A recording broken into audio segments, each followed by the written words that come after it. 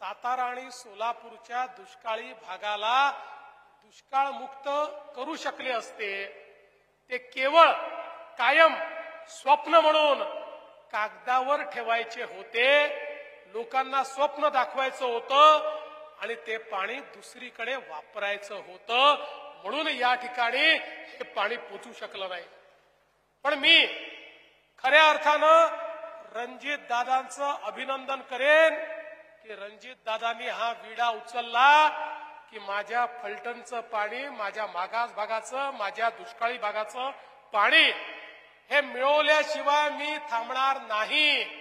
आणि त्यांनी संघर्ष सुरू केला आणि मी देखील त्यांना सांगितलं की माझा जन्मच दुष्काळी भागाला पाणी देण्याकरता झालाय असं मी समजतो।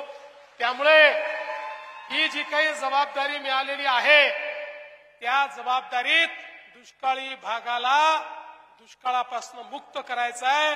रणजित दादा तुम्ही काळजी करू नका, आपण मिळून हे काम करू। आणि मग रणजित दादा असतील, जयकुमार भाऊ असतील, आम्ही सगळ्यांनी मिळून माननीय प्रधानमंत्री महोदयांपासून तर राज्य सरकारपर्यंत सगळ्या प्रकारच्या अडचणी दूर केल्या।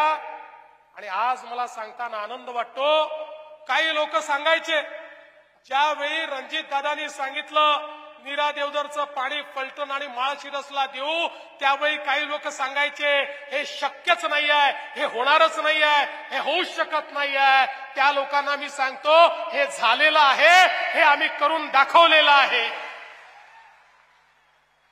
हे शक्य करून दाखवलेलं आहे।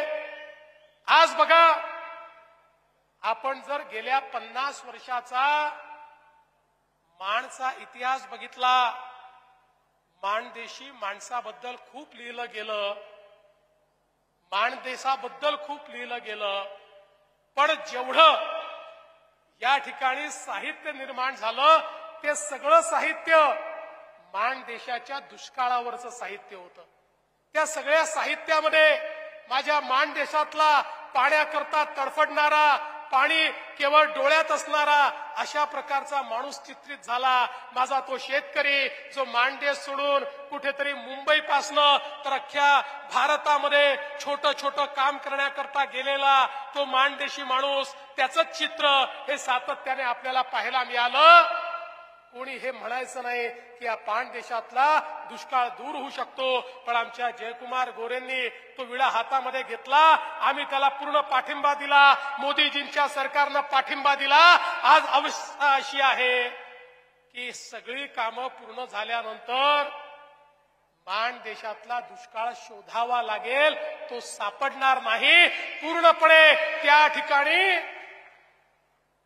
हरित अशा प्रकारचा माणदेश तयार करण्याचं काम आम्ही करतो।